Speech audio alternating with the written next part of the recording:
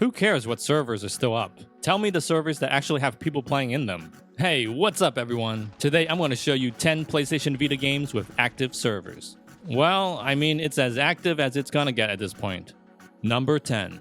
Dead or Alive 5 Plus. Now, the online multiplayer is a little strange for this game. As of right now, there are people playing, because I was able to find 2 of them, but none wanted to play me. I constantly got matched up with this one guy, but he kept canceling the fight. I figured my connection was too slow, so he probably didn't want to bother. But then again, there's not that many people left playing, so why not just accept the fight? I even tried messaging the guy and asking him if he could accept the fight, because I needed gameplay footage for this video, but he never responded. Oh well. So I can't show any actual gameplay footage, but just know, there are still people wandering the servers. My advice is to set the connection and region to any, but I'm pretty sure you guys knew that already. One thing I found rather interesting was the option to post fight results directly to Facebook. Did you guys know you could do that? Number 9. Borderlands 2. Man, it's like the game that never gives up. Although I hate playing the single player campaign by myself, I do have a more enjoyable time when there's another person. Is it possible that playing online somehow improves the frame rate? Nah, that's just wishful thinking. It's unfortunate how the port of this game had to turn out so crappy. If it was the other way around, I could see this game having a much bigger following, especially in the online department. It's surprising to me that there's always at least one other person online. Your mileage may vary depending on when you search, but for most of the time, it shouldn't be too difficult finding a match. Enjoy it while you can. God knows how much longer the server will stay up. Number 8. Ultimate Marvel vs. Capcom 3. I really thought everyone had moved on from this game because I wasn't able to find anyone online the other night. Turns out you just have to search for games during the day. I mean, why would anyone be online at 2 o'clock in the morning, right? There is a bit of lag during matches, but I think most of it is due to the fact that I just don't really know how to play this game. By the way, please excuse my horrible gameplay. At least the other person knew what they were doing. I wasn't able to find any ranked matches, but player matches turned up easy enough. Just make sure you put the settings on any when doing a search. Number 7.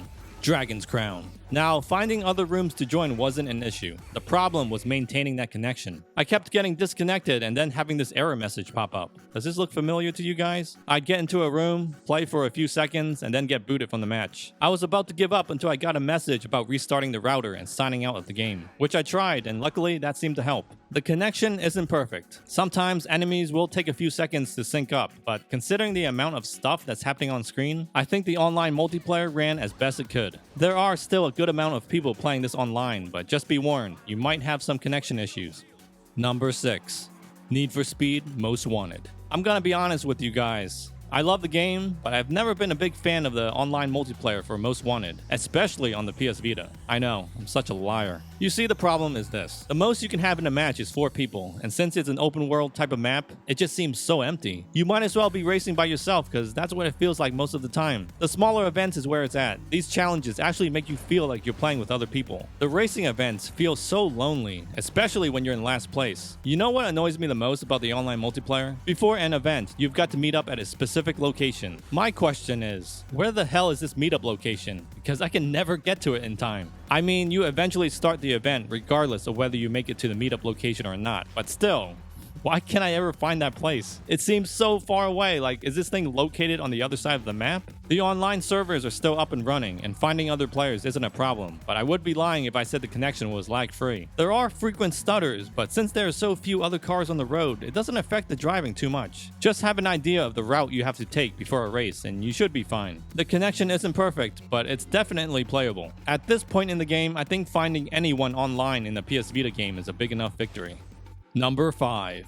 Virtua Tennis 4. People always tell me they're able to find other players online in this game, but I never wanted to believe them. I guess it's true. There are still people left playing Virtua Tennis 4 online. You gotta search for them during the day though. What surprised me the most was how easy it was to find a match. Granted, it was against the same person over and over, but still. And not only that, there were other people in the lobby having a match as well. That's a total of 3 people, 4 including myself. For a PlayStation Vita game, that's a lot of people. There was a good amount of lag in some of the games, but I mean, come on. It's Virtua Tennis Online, people. I'm gonna be honest, it was rather exciting playing this online against another person. It was a nice change of pace, I have to say. And the person I was playing against was so polite. I wish more people I met online were like this. Number 4.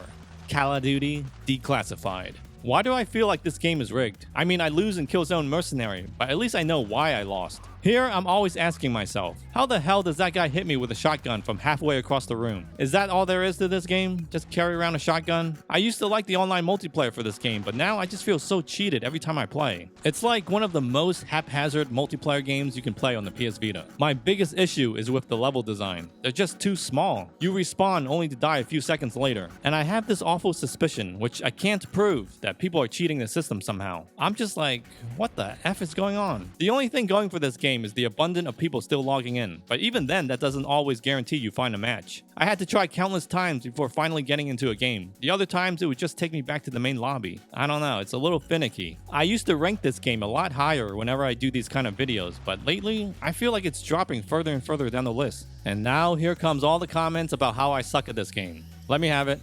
Number 3, LittleBigPlanet. I wasn't surprised when I found other people still playing this online. I mean, it is LittleBigPlanet. I don't quite know exactly how the online works. I think you just randomly join a game that's in progress. All I know is that I was dropped in a room with 2 other players. The lag was pretty bad, to be honest. It's somewhat playable, but you really gotta time your jumps. When it's just you and another person, then the game is a lot more manageable. As I'm going back into all these games and checking to see if people are still online, I realize how strong the PS Vita community really is. This is a console that's been forgotten by Sony and thrown to the wayside, and yet still have people logging in to play. A testament to the loyal fanbase that's still growing around this portable handheld.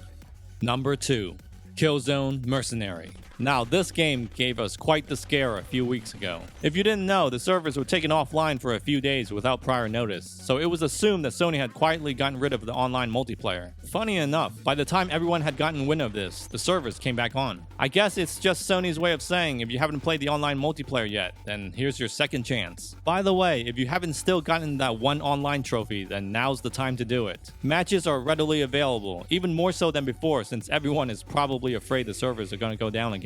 I tried searching for games at midnight on a Friday and was able to get into Mercenary Warfare without a problem. Rooms consisted of either 3 or more people. I was able to find matches in Guerrilla Warfare, but since there was an odd number of people, the teams weren't evenly matched. I had to go up against 2 other guys who appeared to be veterans of the franchise. Not very fun, but at least I was able to get one of them with a rocket launcher. Warzone was a no-go. That play mode never has anyone in it. Mercenary Warfare is fun, and Guerrilla Warfare needs to be played during peak hours to get the full benefit. I hate to say this, but this really is the end game. Play it while you can, guys. Number 1, Freedom Wars.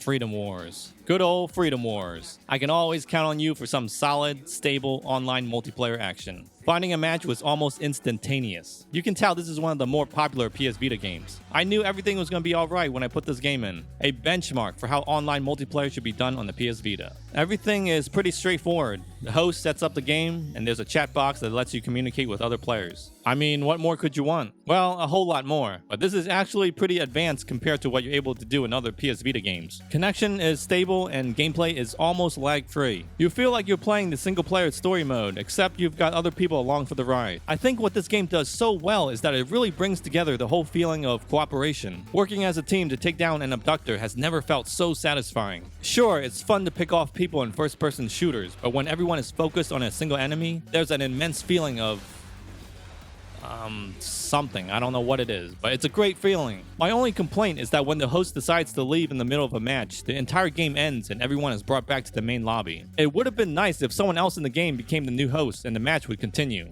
but I guess that would be asking for too much. Another great thing about this game is that it's still fairly cheap. It ranges from 10 to 15 online for a used copy, with GameStop selling it for an even lower $4.99. If you can get one with a case, that's one hell of a deal. For the most stable and consistent online multiplayer experience on the PS Vita, Freedom Wars is the game to get. See guys, there are people still signing in to play on the PS Vita. You just gotta know what time during the day to do so. My advice, anytime before 8 p.m. is optimum. For the more popular games like Killzone, Call of Duty, and Freedom Wars, you're given a little bit more leeway. Now, if you enjoyed this video, then click the link on the screen for more awesome PlayStation Vita content. Thank you so much for watching. I'll see you next time.